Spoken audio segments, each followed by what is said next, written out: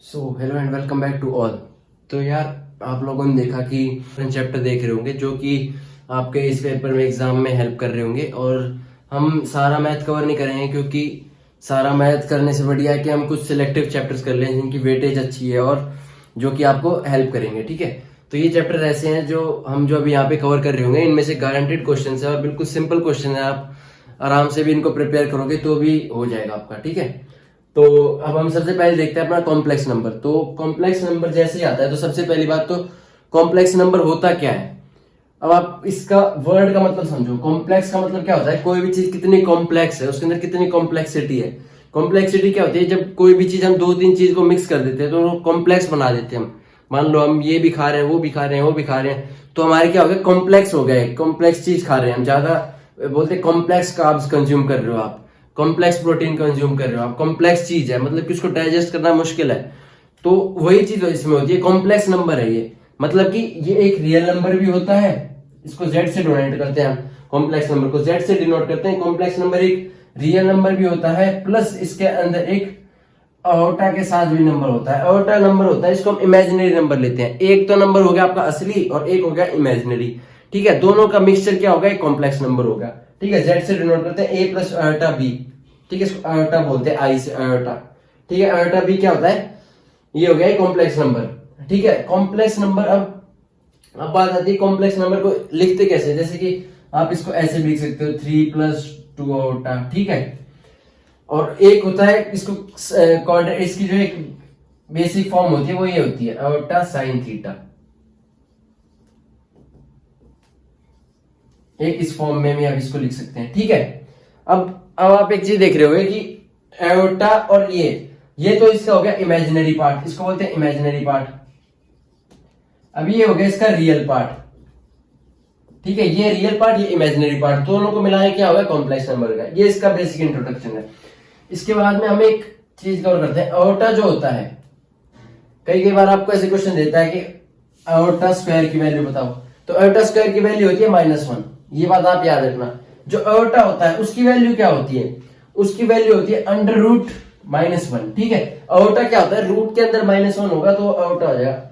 अब मैं अगर ये कॉम्प्लेक्स नंबर लिखूं तो इसकी वैल्यू क्या होगी। अब आप इसको पता है आपको कि ये क्या होता है, एयोटा होता है, तो इसको आप चेंज करके क्या लिख दोगे, एयोटा लिख दोगे। ठीक है, तो अब आपको लग गया होगा पता कि इमेजिनरी नंबर हम क्यों लेते हैं, क्योंकि जो पहले के मैथमेटिशियन थे उनको जो रूट के अंदर -1 होता है ना, इसकी वैल्यू निकालना नहीं है, तो उन्होंने इसको इमेजिनरी नंबर मान लिया। इमेजिनरी नंबर मान के इसको एयोटा कहने लग गए। वो एयोटा बोला तो इसकी वैल्यू क्या होगी, एयोटा ले लिया हमने। तो जब भी ऐसी वैल्यू लिखी जाएगी, किसी भी क्वेश्चन में आपको ये लिख के दे देगा, तो उसका मतलब क्या है कि वो इमेजिनरी नंबर की बात कर रहा है, उसकी वैल्यू क्या होगी, एयोटा होगी।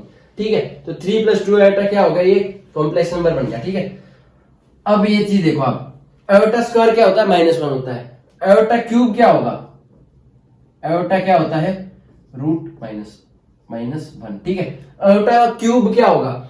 अब जब आप इसी का क्यूब करोगे, इसके अंदर इसको मैं ऐसे लिख सकता हूं, एयोटा का स्क्वायर मल्टीप्लाई बाय एयोटा। ठीक है, ऐसे लिख सकता हूं। इसकी वैल्यू क्या थी मेरे पास, -1 थी, और ये क्या बच गया, एयोटा बच गया, तो वैल्यू क्या आई एयोटा क्यूब की, -1 आ गई, माइनस एयोटा आ गई। अब एयोटा 4 की वैल्यू क्या होगी, ऐसे ही। अब इसको मैं ऐसे लिख सकता हूं, aorta square into aorta square. मैंने बताया था उस वीडियो में कि अगर नीचे वाले सेम है, बेसिस सेम है और मल्टीप्लाई में, तो पावर क्या होगी, ऐड हो जाएगी। तो ये इसको मैंने ऐसे स्प्लिट कर दिया, aorta square plus aorta square. अब ये इसकी वैल्यू क्या है, -1 है, इसकी वैल्यू क्या है, -1 है, माइनस माइनस क्या हो जाएगा, प्लस हो जाएगा, 1 आ जाएगी। एयोटा 4 की वैल्यू क्या आ गई, 1 आ गई।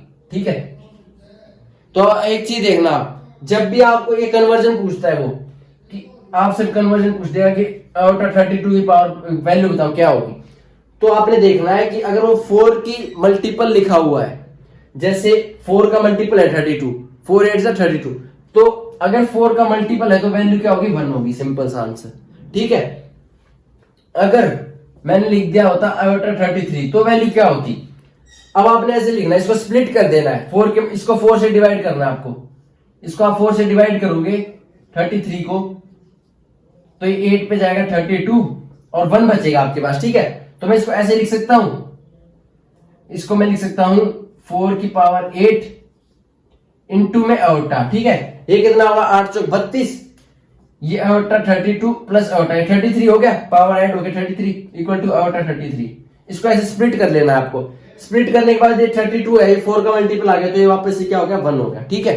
अब बचा क्या, अयोटा बच गया, तो अयोटा 33 की वैल्यू क्या आ गई अयोटा होगी। ऐसे होते हैं ये, ठीक है। अब इसको ये आपको कुछ भी दे देगा, वो मान लो 1000 दे देता है, आपको कुछ नहीं करना है, इसको 4 से डिवाइड करना है, फिर आपको देखना रिमाइंडर कितना बच रहा है बस, ठीक है। आप इसको 4 से डिवाइड करोगे, 4 से डिवाइड किया आपने,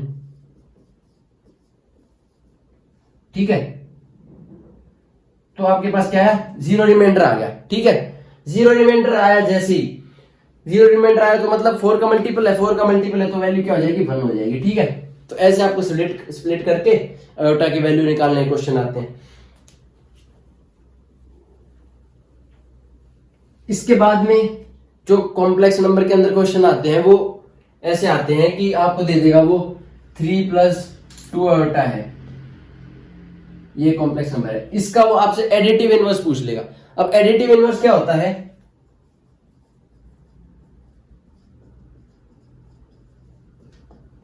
एडिटिव इनवर्स क्या होता है, जो भी साइन लगे ना इनको माइनस कर दो, ये हो गया इसका एडिटिव इनवर्स, ठीक है।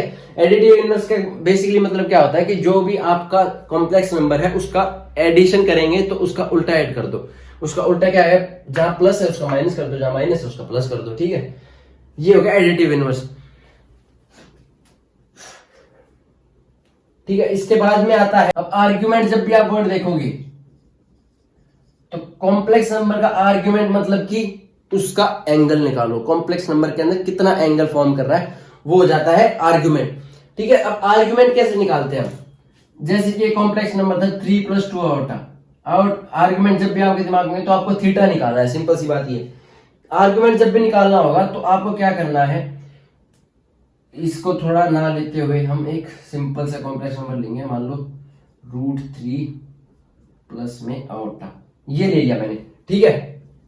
अब इसका मेरे को आर्ग्यूमेंट निकालना है, तो आर्ग्यूमेंट जब भी निकालना तो मेरे को थीटा निकालना है, तो आपको क्या करना है, इसके आगे जो भी लिखा हो, इसके आगे अभी क्या लिखा है 1 लिखा है, 1 अपॉन जो ये वैल्यू लिखी है √3, ठीक है। बस ये करना है और कुछ फॉर्मूला वगैरह नहीं लगाना, सिंपल सी ये ट्रिक है इसकी।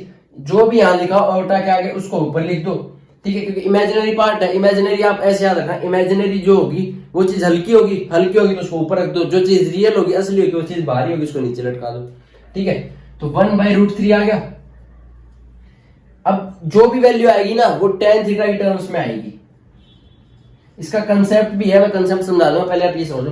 तो tan थीटा की टर्म्स में आ गई तो वैल्यू क्या आ गई 1/√3। tan थीटा क्या आया, tan इनवर्स 1/√3। तो tan की वैल्यू 1/√3 कब होती है, जब थीटा हमारा क्या होता है 30 डिग्री। तो वापस से आपका ट्रिग्नोमेट्री आ गया, तो इसलिए ट्रिग्नोमेट्री इंपॉर्टेंट है, ठीक है। तो थीटा क्या हो गया 30 डिग्री हो गया। तो अब ये आ गया इसका आर्गुमेंट, इतना सा क्वेश्चन आता है। अब ये होता कैसे है, एक मैंने आपको बेसिक फॉर्म बताई थी कॉम्प्लेक्स नंबर की, वो क्या थी cos theta plus iota sin theta, ठीक है। इससे क्या होता है कि हमारे पास tan थीटा की जो थीटा की वैल्यू निकलती है वो क्या होती है tan इनवर्स y/x, ये हमारे पास निकलती है थीटा की वैल्यू। अब tan इनवर्स होता है y/x, क्या होता है y क्या होता है ये होता है, x क्या होता है ये होता है। तो आप इसको यहां वैल्यू पुट करोगे sin थीटा अपॉन में x, ठीक है, सॉरी cos थीटा। तो sin थीटा cos थीटा क्या tan थीटा हो गया, कट के 1 आ गया, तो इसकी थीटा की वैल्यू क्या आई 1 आ गई। तो sorry tan theta tan inverse हो गया तो क्या आएगी 1 वैल्यू कब देता है tan थीटा 45 पे दिखता है, तो इसकी थीटा की वैल्यू क्या आएगी 45 डिग्री आ गई। तो ये ऐसे होता है इसका कंसेप्ट। आपको बस सिंपल चीज याद रखनी है कि जब भी आप एक आर्गुमेंट का क्वेश्चन देखो तो आपको क्या करना है, तो इसका आर्गुमेंट निकालना हो आपको, तो इसका आर्गुमेंट क्या आ जाएगा tan इनवर्स 2/3। अब आप बोलोगे ये कैसे आया, तो अब हमने कुछ नहीं किया, क्योंकि 2/3 की वैल्यू हमें नहीं देता tan कभी भी, ठीक है। अगर कोई डिफाइंड वैल्यू आती तो मैं यहाँ पे वैल्यू रख के उसकी वैल्यू निकाल लेता, ठीक है।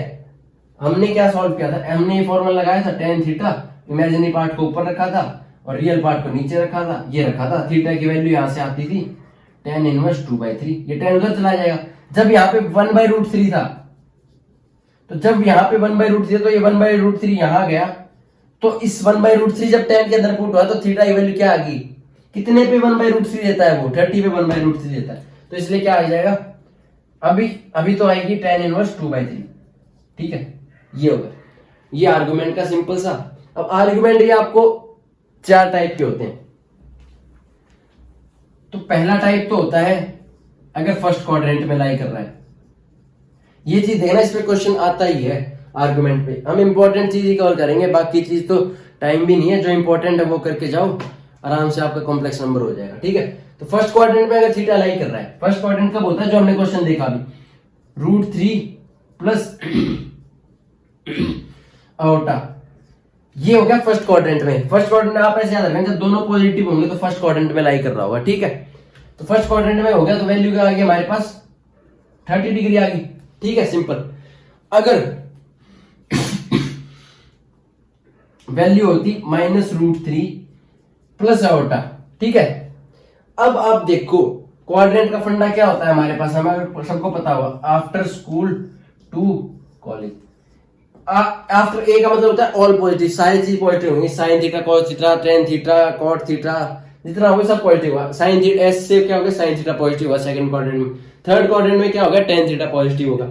फोर्थ क्वाड्रेंट में क्या होगा, कॉस थीटा पॉजिटिव होगा। अब आप यहाँ पे देखो कि एक इसकी जनरल फॉर्म क्या थी, cos theta plus iota sine theta, ये इसकी जनरल फॉर्म थी। तो यहाँ पे जो भी वैल्यू लिखा है वो कॉस थीटा है, यहाँ पे जो लिखा है वो साइन थीटा टर्म्स में। ठीक है, तो अब आपको क्या पता चल गया, जो कॉस थीटा था वो नेगेटिव है, जो साइन थीटा था वो पॉजिटिव है। कॉस नेगेटिव साइन पॉजिटिव कब होता है, सेकंड क्वाड्रेंट में होता है। तो इसकी जो भी वैल्यू आएगी वो सेकंड क्वाड्रेंट में आएगी, ये याद रखना। अब इसकी वैल्यू क्या आएगी हमारे पास, -1/√3। ओके, अब tan -1/√3 है, माइनस वैल्यू कब दे रहा है वो हमारे को, अब ये पता लग गया मैं सेकंड क्वाड्रेंट में है, तो इसकी वैल्यू क्या आएगी, -1/√3। ठीक है, वैल्यू क्या होगी आपकी, √3, 1/√3 कब देता है, अभी आपको ये माइनस वगैरह सब भूल जाना है, आपको सिर्फ अल्फा निकालना है, जैसे हम पहले निकालते हैं इसको और इसको डिवाइड करके। ठीक है, डिवाइडेड क्या है, 1/√3, 1/√3 कब देता है, 30 डिग्री पे देता है, तो यहाँ पे आपको 30 डिग्री पुट कर देना, ये आंसर आ जाएगा 150 डिग्री। ओके, तो ये आपका सिंपल सा आर्गुमेंट हो गया सेकंड क्वाड्रेंट का। ठीक है, अब हम देखते हैं थर्ड क्वाड्रेंट में।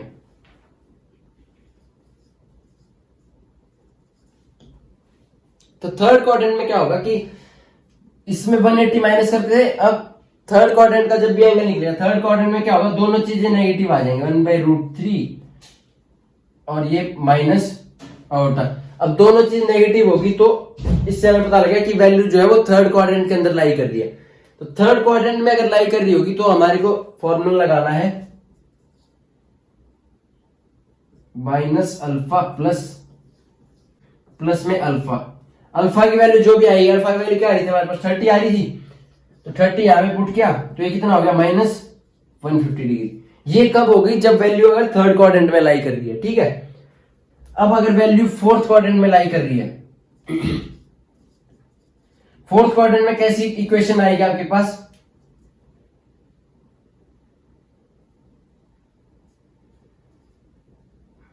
ठीक है, ये होगी फोर्थ क्वाड्रेंट की इक्वेशन।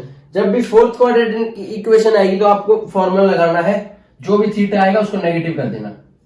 ठीक है, अब मैं इसको सिंपल बना के देता हूं आपको। जब भी आपकी इक्वेशन फर्स्ट क्वाड्रेंट में है तो आपका जो थीटा आएगा वो थीटा हो जाएगा। अगर इक्वेशन आपकी सेकंड क्वाड्रेंट में है तो आपको क्या करना है, 180 माइनस कर देना थीटा को। ये आपके आर्ग्यूमेंट्स हैं। अगर वैल्यू थर्ड क्वाड्रेंट में होगी तो आपको क्या करना है, -180 प्लस थीटा कर देना। अगर वैल्यू फोर्थ क्वाड्रेंट में होगी तो नेगेटिव कर देना। ठीक है, तो पहले में क्या होगी, थीटा होगी, चौथे में क्या होगी, नेगेटिव हो जाएगी, दूसरे में क्या होगी, 180 माइनस थीटा हो जाएगी, तीसरे में क्या होगी, -180 प्लस थीटा हो जाएगी। ठीक है, ये आर्ग्यूमेंट निकालने के फॉर्मूले, 4 फॉर्मूले, इससे आर्ग्यूमेंट के सारे क्वेश्चन है। इसमें क्वेश्चन आता है, 101% आता है। इसको मत छोड़ना, आप इसको जरूर करके जाना आर्ग्यूमेंट वाला, क्योंकि कॉम्प्लेक्स नंबर में आप आर्ग्यूमेंट देख जाओ, आयोटा वाला देख जाओ, इसके बाद हम एक कंसेप्ट और करेंगे, वो अपना क्यूब रूट ऑफ यूनिटी वाला। बस इसके बाद से क्वेश्चन आते हैं, इसमें कॉम्प्लेक्स नंबर में ये क्वेश्चन आते हैं। अब आर्ग्यूमेंट की कुछ प्रॉपर्टीज, एक चीज आप याद रखना, कॉम्प्लेक्स, मान लो ये कॉम्प्लेक्स नंबर है, ठीक है, अब आपसे इसका मॉड पूछ लेगा, ठीक है। तो जब भी ये ऊपर लग गया ना बार, तो इसका मतलब क्या होगा, आपको कुछ नहीं करना, 3 - 2 आउटा कर देना है। मतलब कि जो आउटा के बाहर साइन था उसको नेगेटिव कर देना अगर बार लग गया तो, ठीक है। अब इसके ऊपर भी मैं बार लगा दूं तो इसकी वैल्यू क्या आएगी, अब ये वैल्यू आएगी बाहर निकालने के बाद, इसके ऊपर दोबारा बार लगा दो तो क्या हो जाएगा 3 + 2 आउटा, ठीक है।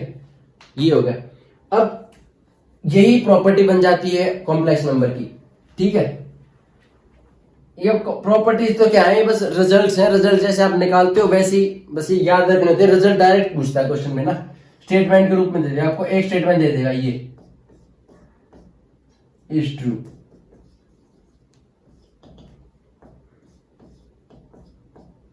Is true. अब बताओ कि स्टेटमेंट ए ट्रू है या स्टेटमेंट बी ट्रू है, या दोनों ट्रू है, या एक ट्रू है एक ट्रू नहीं है, ऐसे क्वेश्चन आते हैं। तो आपको पता है कि ये दोनों बराबर होंगे, आप वहां पे एग्जांपल लेट करके भी सॉल्व कर सकते हो। आप वहां पे जल्दी से लाइट करना 3 + 2 आउटा, आप इसका ये निकालना, मॉड निकालना, 3 - 2 आउटा हो जाएगा। इसका दोबारा मॉड निकालना, 3 + 2 आउटा हो जाएगा, ठीक है। और इसमें देखना 3 + 2 आउटा है, अगर आप इसका मॉड निकाल रहे हो 3 - 2 आउटा हो जाएगा, ठीक है। ये बाहर माइनस, अब इसका दोबारा मॉड निकाल रहे हो तो 3 + 2 आउटा हो जाएगा, बाहर माइनस था तो माइनस से जब खुलेगा तो ये दोनों माइनस के हो जाएंगे। तो क्या ये दोनों बराबर थे, नहीं थे, तो ये स्टेटमेंट गलत होगी, ये स्टेटमेंट सही होगी। इसके ऐसे स्टेटमेंट वाले क्वेश्चन आते हैं। ये तो ये सही है, आप इसको ऐसे ही सॉल्व कर सकते हैं, डायरेक्ट अगर आपको रिजल्ट याद हो तो ऐसे कर सकते हो। तो इतना स्ट्रेस मत लेना, आप रिजल्ट वगैरह याद करने के लिए वहां पे लेट करके निकाल लोगे तो भी हो जाएगा, ठीक है। जब भी कॉम्प्लेक्स नंबर का क्वेश्चन है कि वो आपको कुछ भी देगा कि ये कॉम्प्लेक्स नंबर है, इसके ये निकालो, आर्गुमेंट निकालो, इसका कुछ भी निकालो, तो जब भी प्रॉपर्टी पे क्वेश्चन आएगा, अगर आपको प्रॉपर्टी नहीं भी याद, आप छोड़ के जा रहे हो, तो आप वहां पे लेट कर लेना कोई भी कॉम्प्लेक्स नंबर। सिंपल सा ये याद रखना, जब भी आपका कॉम्प्लेक्स नंबर क्वेश्चन आए ये लेट कर लेना जेड को, बस ये याद रखना। प्रॉपर्टीज वगैरह याद रखो मत रखो, कोई दिक्कत नहीं है उससे, बस आप ये लेट कर लेना वहां पे जाके। अगर मान लो Z1 और Z2 बराबर है, एक कॉम्प्लेक्स नंबर Z1 और Z2 बराबर है, तो उसके मॉडुलस भी इक्वल होगा। अब आप पूछोगे मॉडुलस क्या होता है, मान लो 3 + 2 आउटा है कॉम्प्लेक्स नंबर, इसका मॉड निकालना है मेरे को, तो क्या करेंगे हम 3 का स्क्वायर + 2 का स्क्वायर, इसको ऐड करके रूट कर देंगे। ये कितना होगा 9 + 4, ये कितना आ गया 13 √13, ये क्या आ गया, इसका मॉड आ गया। तो अगर दो कॉम्प्लेक्स नंबर इक्वल है तो दोनों के मॉड भी क्या होंगे, इक्वल होंगे, ठीक है। ये बात याद रखना, ये भी एक प्रॉपर्टी है। इसको देखो मैं लेट करके सॉल्व कर लिया, ऐसे पेपर में लेट करके सॉल्व कर लेना अगर प्रॉपर्टी नहीं याद है तो, ठीक है। इसके बाद में अगर इसके दोनों के मॉडुलस भी इक्वल है तो इसके क्या है, एक ये प्रॉपर्टी इंपॉर्टेंट, इसके आर्गुमेंट भी इक्वल होंगे, ये याद रखना, क्योंकि ये क्वेश्चन में सॉल्व कर भी लोगे, वैसे तो लेट करके भी कर लोगे, लेकिन आप याद रखना इसको डायरेक्ट ना, क्योंकि आर्गुमेंट की प्रॉपर्टी हम भूलते हैं ज्यादातर। तो ये हो गया। इसके बाद में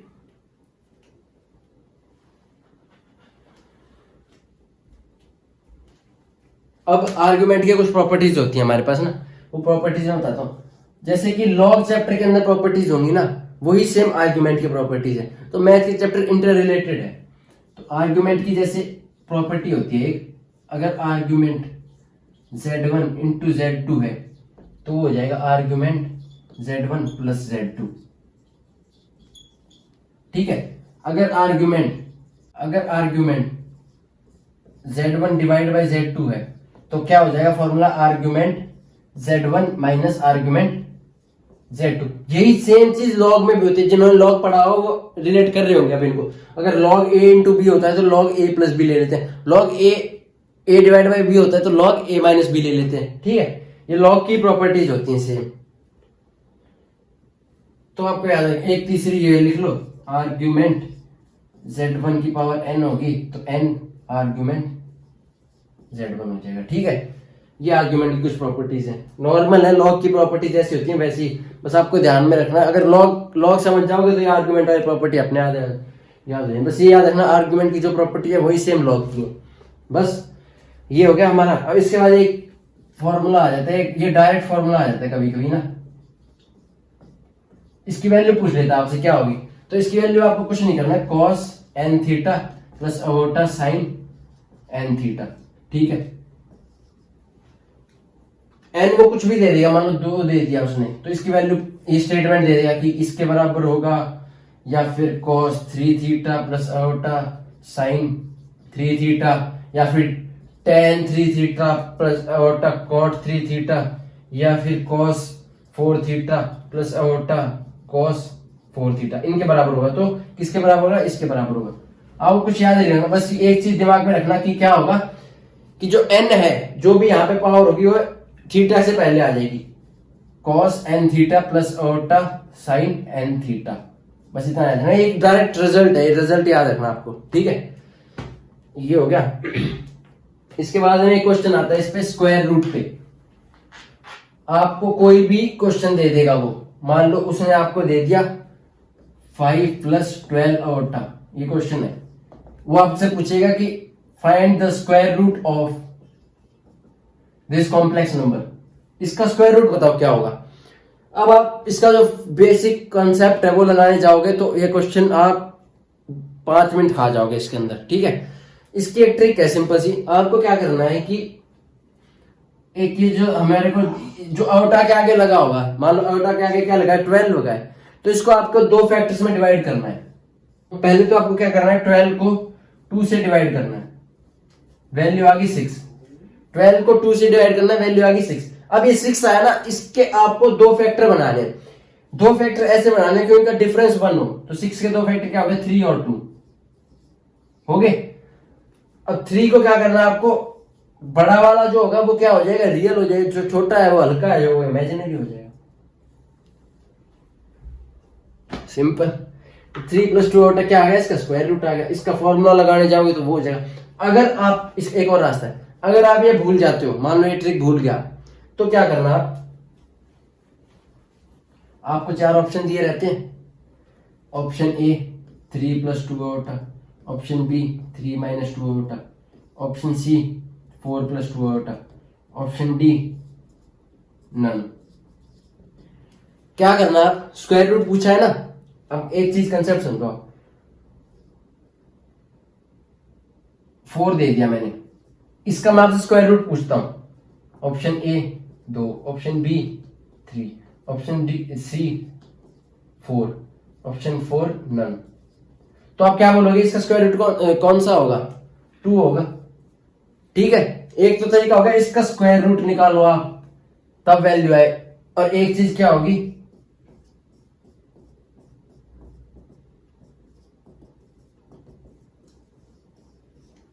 समझ गए?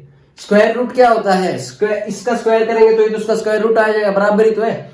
अगर मैं इसको 2 इंटू 2 है, इसका मैं स्क्वायर कर लिया तो स्क्वायर रूट ही तो आएगा, स्क्वायर रूट से स्क्वायर रूट कट जाता है। तो इनका स्क्वायर कर लो तो स्क्वायर रूट इसकी वैल्यू इसके बराबर हो जाएगा, समझ गए? अगर इसका स्क्वायर करोगे तो यही वैल्यू तो आएगी। देख लो, मैं दिखा देता हूं। 3 प्लस 2 अयोटा, इसका मैंने स्क्वायर किया 9 प्लस 4 अयोटा स्क्वायर, प्लस में 2 इंटू 3 इंटू 2 अयोटा, ये कितना होगा? 3 टू 6 अयोटा, 6 12 अयोटा। ये अयोटा स्क्वायर है, स्क्वायर की वैल्यू क्या थी? -1, 9 माइनस 4 प्लस ये 5 प्लस 12 अयोटा। सही है ना वैल्यू? अगर आप ये कंसेप्ट भूल भी जाते हो, 12 को 2 से डिवाइड करो, 2 फैक्टर बनाओ, बड़े वाले को आगे लिख दो, छोटे वाले को पीछे लिख दो। अगर ये भूल जाते हो तो क्या करना है आपको, जो ऑप्शन दिए होंगे ना 4, उनका स्क्वायर कर देना, ये स्क्वायर रूट आएगा उसका। ठीक है, तो यार बहुत सिंपल आते हैं क्वेश्चन मैथ के, बस आपको दिमाग लगा के सोचना होता है वहां पे करना क्या है। ठीक है, ये स्क्वायर रूट वाला हो गया। अब लास्ट टॉपिक है इसका, बहुत इंपॉर्टेंट है, इस पे तो 101% क्वेश्चन आएगा। Cube root of unity.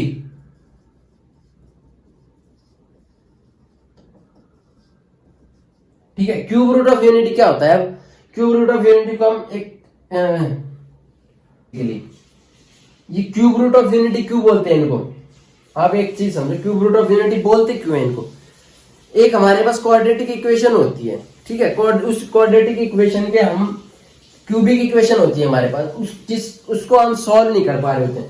तो एक वैल्यू तो उसकी बन आ जाती है, उसकी आगे वैल्यू, जो वैल्यू रूट्स की वैल्यू निकाले जाते हैं तो वो कॉम्प्लेक्स नंबर की फॉर्म में आती है। कॉम्प्लेक्स नंबर किसकी फॉर्म पे, 1 प्लस ओटा बाई 2, 1 माइनस ओटा बाई, इस कॉम्प्लेक्स नंबर की फॉर्म में आती है वो, ठीक है। तो इसको हम इस फॉर्म में लिख देते हैं, इसको शॉर्ट फॉर्म करके हम इस फॉर्म में लिख देते हैं डायरेक्ट, ठीक है। ओमेगा ओमेगा स्क्वायर 1, ठीक है।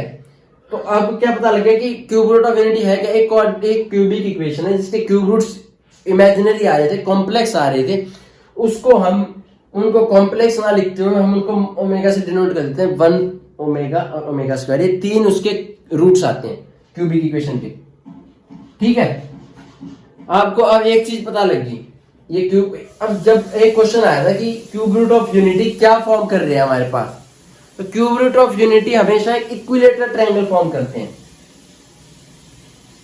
ये 1, ये ओमेगा स्क्वायर,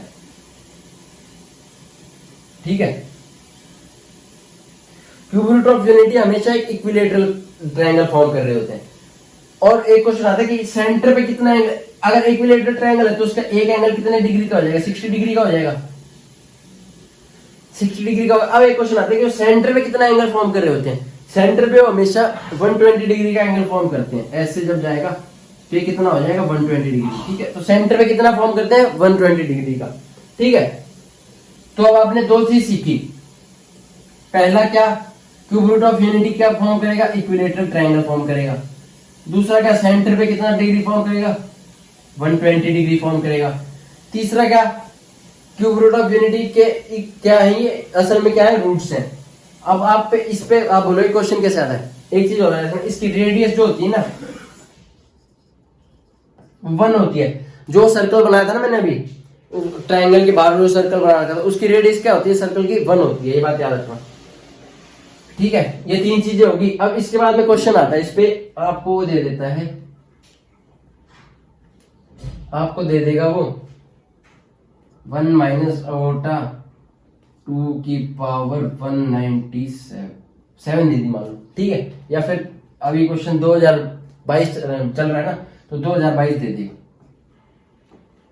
अब आपको क्या करना है, जब भी ऐसा आ जाए तो इसको क्या लिख दो, ओमेगा लिख दो, सिंपल।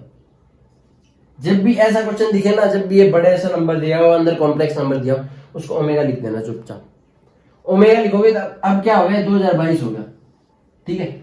एक बात याद रखना, आप ओमेगा क्यूब की वैल्यू क्या होती है, 1 होती है, ठीक है। अब इसको क्या करो, उसमें क्या करते हैं हम 4 से डिवाइड, इसमें 3 से डिवाइड कर दो,